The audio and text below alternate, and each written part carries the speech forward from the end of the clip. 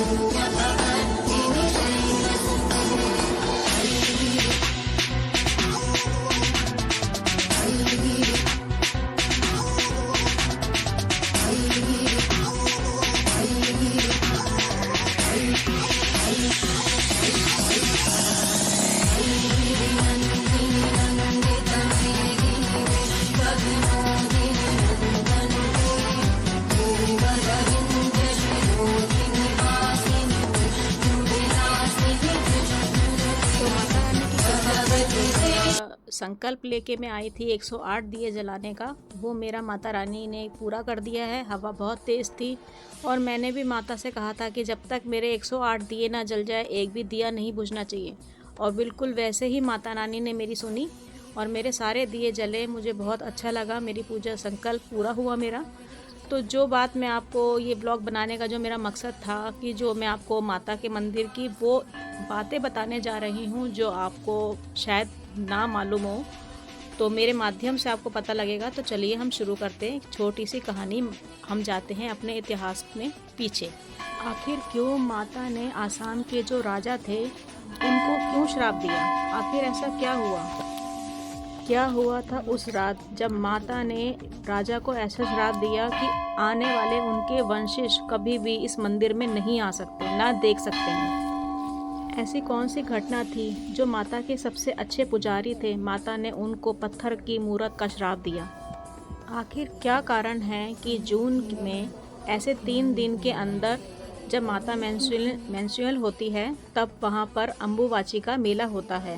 ऐसे सारे रहस्यों पे से हम आज पर्दा उठाने वाले हैं। तो सुनते हैं कामाख्या मंदिर के अनसुलझे राज। हजारों साल पहले आसाम में कूच बिहार राजा का शासन था। यही आसाम गुवाहाटी में राज्य करते थे। इन्होंने भी माता की महिमा सुनी थी और माता के परम भक्त थे। कूच बिहार राजा के वंशज थे नर और नारायण, जो माता के परम भक्त थे। और माँ कामाख्या मंदिर के पुजारी किंतु कलई ये परम मित्र थे। किंतु कलई माता के परम भक्त थे। कहा जाता था कि माता से ये जो भी मांगते थे माता इन्हें अवश्य देती थी। ये दूर दूर तक गांव-गांव में ये बात प्रचलित थी। एक बार की बात है कि किंतु कलई के पास यही सारी बातें सुन के एक माँ आई अपनी छोटी सी 4 महीने की बच्ची को लेके, जो मृत थी, और वो इसी आशा से उनके पास आई कि आप माता के बहुत बड़े उपासक हैं, माता आपकी हर बात मानती है, तो मेरे इस मरी हुई बच्ची, क्योंकि मेरे पास यही एकमात्र सहारा है, इस बच्ची को आप जिंदा कर देंगे, मुझे आपके भक्ति पे पूरा भरोसा है। भगवान किंतु कलई ने कहा कि जीवन और मृत्यु तो भगवान के, माता के हाथ में है, मैं ये कुछ भी नहीं कर सकता। लेकिन उसके रोते हुए और वो किंतु कलई के चरणों में गिर गई और कहा कि मुझे पूरा यकीन है कि आप माता से विनती करोगे तो मेरी बेटी ज़रूर जीवित हो जाएगी। तो किंतु कलई ने ऐसा ही करा। वो गर्भगृह में गया और उस बच्ची को माता के चरणों में लिटा दिया और अपनी पूजा और आस्था के साथ वो करने लगे और माता तुरंत ही प्रकट हो गई। और जैसे ही माता प्रकट हुई, वो बेटी, वो बच्ची, वो मरी हुई, वो रोने लगी और ज़ोर ज़ोर से रोने लगी। तभी उसकी माँ ने हृदय से लगा लिया और किंतु कलई भी बहुत खुश हुआ, अपनी भक्ति से बहुत खुश था और माता ने उस बच्ची को आशीर्वाद दे के अंतर्ध्यान हो गई। और ये बात नगर नगर में दूर दूर तक पहुंच गई। तभी जो नर नारायण, जो उन माता के भक्त जो थे, उनके जो मित्र थे नर नारायण वंशिष्ठ राजा, उनको भी ये बात पता लगी। तभी उनके मन में ये विचार आया कि हम भी माता को देखना चाहते हैं। मैं आपको एक बात और बताना चाहती हूँ, गर्भगृह में कोई मूर्ति या कोई तस्वीर नहीं है। यहाँ पे माता की एक योनि का भाग गिरा था। गर्भगृह जिसे बोलते हैं गर्भाशय, जो गिरा था वो इतनी पवित्र और इतनी चमत्कारिक है कि वहाँ पर वो एक पत्थर रूपी शिला में बनी हुई है जो फूलों से ढकी रहती है और वहाँ पे निरंतर एक कुंड है जो पानी का बहता रहता है।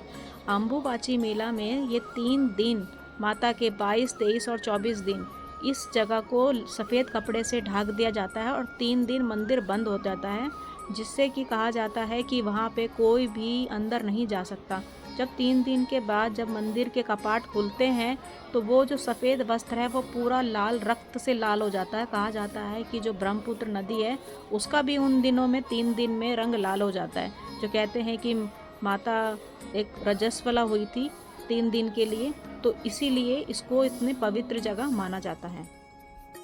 तो चलते हैं हम एक कहानी की ओर। जब आप ये सबको ही कहानी पता है, फिर भी मैं एक छोटी सी कहानी आपको बता देती हूँ कि जब माँ पार्वती ने के घर में उनके पिता ने, दक्ष ने, एक बहुत बड़ा यज्ञ किया था, तो अपने जमाता यानी कि शिव जी भगवान और माता सती को नहीं बुलाया। तो माता सती ने अपने पति से पूछा कि मैं अपने पिता के पास जा रही हूँ। तो भगवान ने बोला, महादेव ने कहा कि सती, हमें निमंत्रण नहीं दिया गया है, तो निमंत्रण के बिना जाना उचित नहीं है। पर माता अपने पिता के मोह में अपने पति की बात नहीं मानी और वो वहाँ पे चले गई। यज्ञ में जब अपने पति का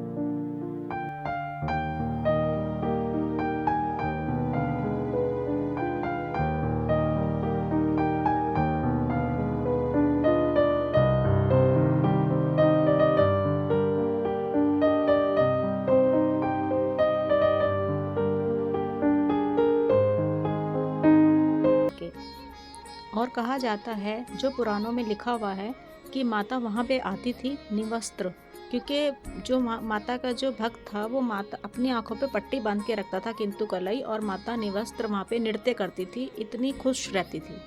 नर नारायण किंतु कलाई के जो मित्र थे उनसे बार बार कहने लगे कि हमें माता को देखना है, मिलना है। उन्होंने बार बार मना करा, लेकिन कई दिनों तक, महीनों तक नर नारायण नहीं माने और अपनी बातों में उन्होंने मना लिया। किंतु कलई ने कहा कि जब मैं माता के लिए भजन गाता हूँ और माता नृत्य करती है तब वहाँ पे कोई नहीं होता। मैं उस कमरे में तो, गर्भगृह में तो नहीं लेके जा सकता, लेकिन तुमको बाहर से ही देखना होगा। तो इसी तरीके से वो मान गए। फिर वो दिन आ गया जब किंतु कलई माता के भजन और माता को मना रहा था। तब माता खुशी खुशी नृत्य कर रही थी और माता को ये नहीं पता था कि मुझे कोई देख रहा है। और जब माता को ये पता चला तो माता एकदम क्रोध में भर गई और सबसे पहले तो अपने किंतु कलई, जो माता के जो परम भक्त थे, उन्हीं को श्राप दिया कि वो पत्थर की मूरत हो जाएंगे। और फिर माता ने उन वंशिश को, जो राजा के वंशिश थे, इतनी क्रोध में होकर माता ने उनको भी श्राप दिया कि तुम और आज से तुम्हारी वंशिश ना मेरे मंदिर में आएंगे और ना ही मेरे मंदिर को देख पाएंगे। अगर उन्होंने मेरे मंदिर को भी देखा तो उनका पूरा वंश में सर्वनाश कर दूंगी। और दोनों को श्राप देके माता वहाँ से लुप्त हो गई। ताकि माता की जो योनि का जो स्थान जो बना हुआ था, माता वहाँ से पूरी तरीके से गायब हो गई, जैसे कि मानो कि माता यहाँ थी ही नहीं। और पूरे राज्य में हाहाकार मच गया, जिसे आज हम गुवाहाटी के नाम से जानते हैं। किसी समय में, पुराने समय में, इसे कामरूप नगर कहा जाता था। कामरूप शहर का नाम पड़ा कामदेव से, क्योंकि कामदेव जी ने जब तीर चलाया था, जब महादेव जी तपस्या कर रहे थे, तो इसी शहर से तीर चलाया था। क्योंकि पार्वती माता उनकी तपस्या कर रही थी कि भगवान जी, शिव जी भगवान जागे अपनी तपस्या से और मुझसे बात करे, क्योंकि वो उनसे शादी करना चाहती थी ताकि सृष्टि का आगे संचार हो सके, पालन हो सके। तो कामदेव जी ने जब पार्वती माता को दुखी देखा तो उन्होंने तीर चलाया।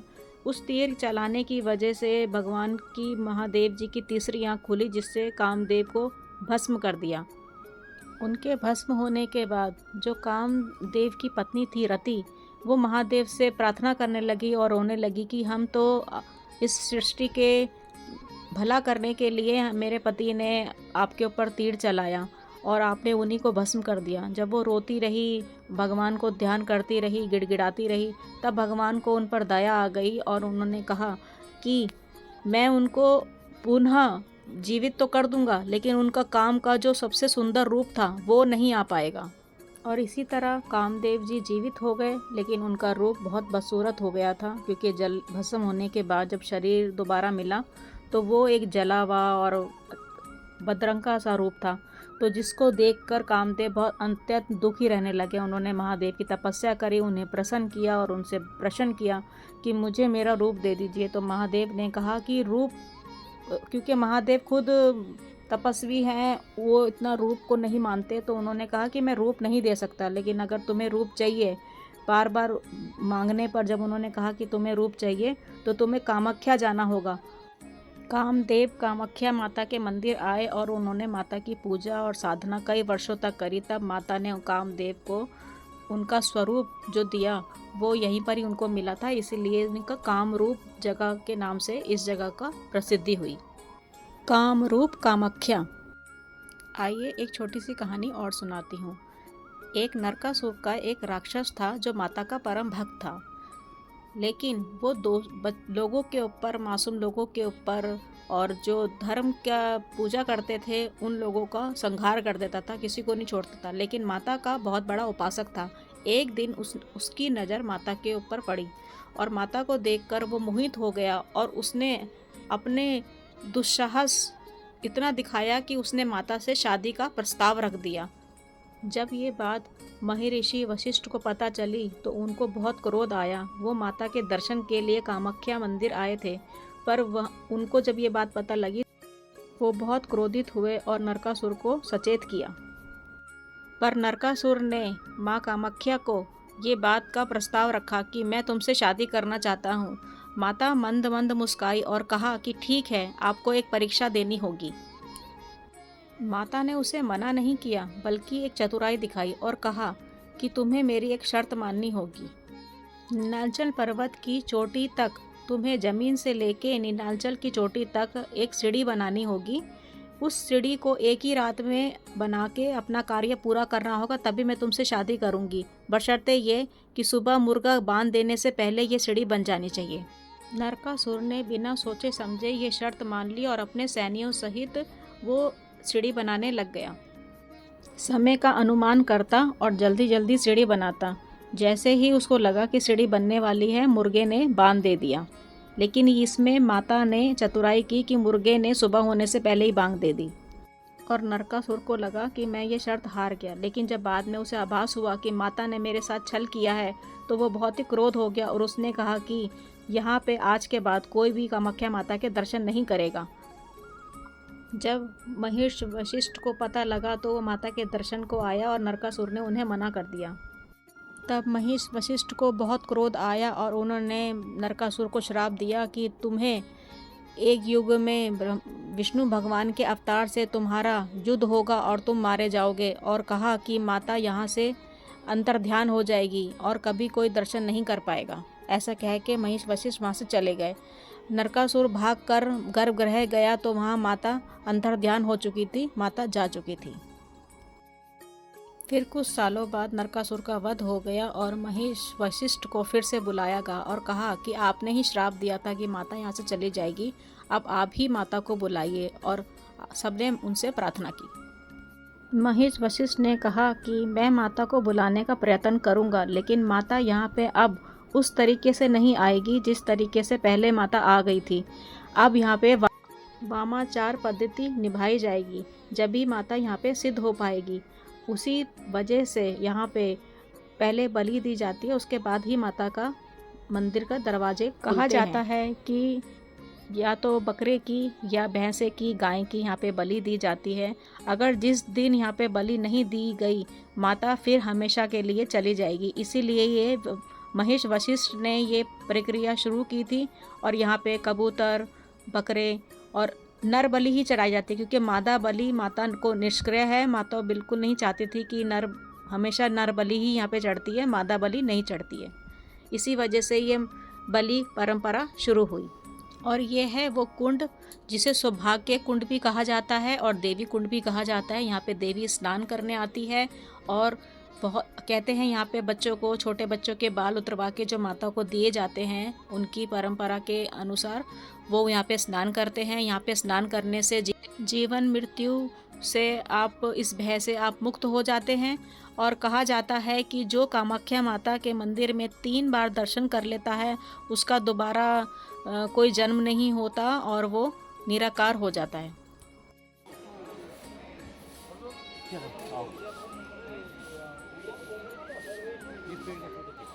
और ये है दानव कुंड, जो कहा जाता है मान्यता के अनुसार कि नरकासुर का यहाँ पे एक समय में शासन था, जो माता से शादी करना चाहता था, वो यहाँ पे स्नान करता था, इसलिए इसको दानव कुंड कहा जाता है।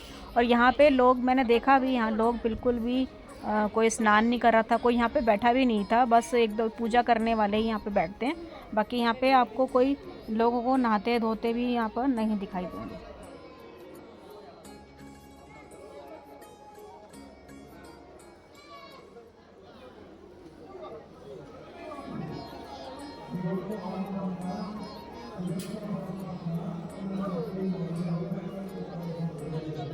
मेरी ये बताई हुई जानकारी आपको कैसी लगी, कौन सा पार्ट आपको अच्छा लगा, ज़रूर बताइएगा कमेंट बॉक्स में। मैंने सारी इन्फॉर्मेशन कहीं ना कहीं से कलेक्ट करके बिल्कुल आपको सब तथ्य बताए हैं।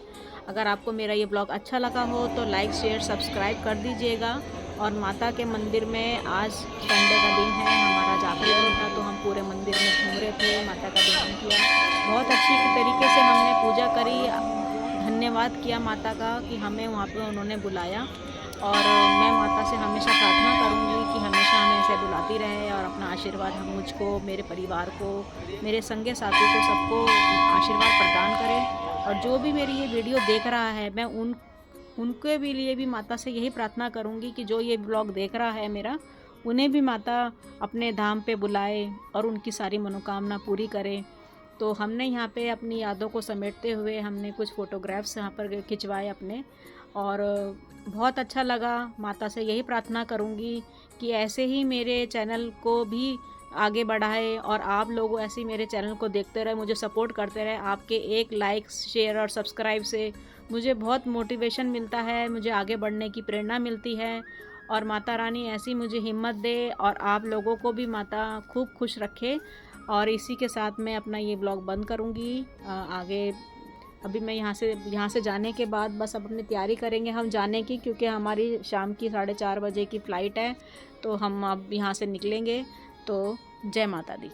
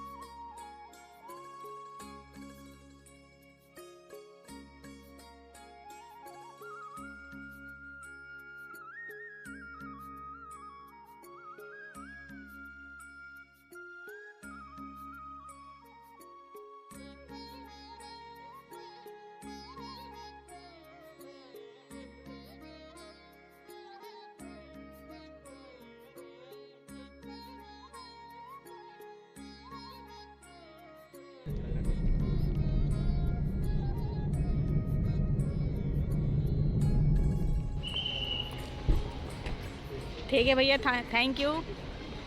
फिर मिलेंगे जल्दी। मिलेंगे। हाँ, थैंक यू।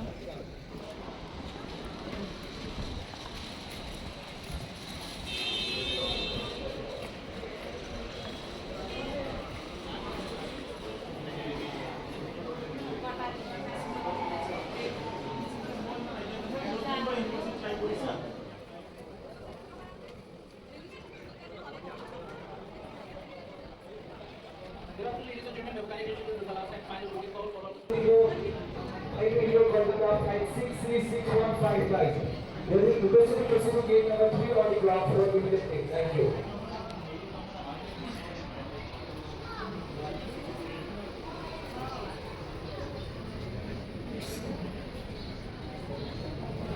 आप अभी तक अगर मेरे ब्लॉग में बने हुए हो, आपको मेरा ब्लॉग अच्छा लगा है तो लाइक शेयर सब्सक्राइब कीजिएगा और बेल आइकन ज़रूर दबाना। उससे आपको नोटिफिकेशन पहले मिल जाएगी। अब कहाँ आपको मेरा ब्लॉग देखना पसंद है, कहाँ देखना चाहते हो, ज़रूर मुझे कमेंट ज़रूर करना। ब्लॉग को पूरा देखने की ट्राई करना, क्योंकि बहुत अच्छी इन्फॉर्मेशन दी है, बहुत मेहनत करके मैंने ये सारी चीज़ें निकाली है वीडियोस। और आपको अगर अच्छी लगी हो तो ज़रूर सपोर्ट करना मेरे चैनल को।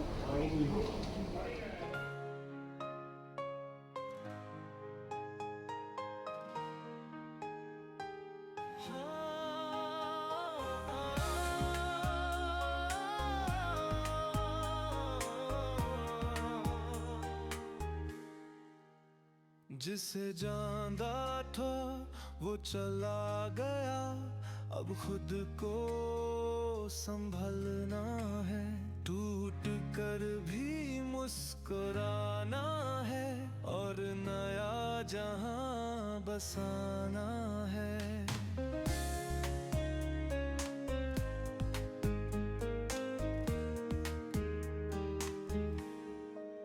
खुद को इतना मजबूत बना लो के जिसने छोड़ा वो खुद पर अफसोस करे, और जिसे पाया वो खुद को खुशकिस्मत समझे। बैठा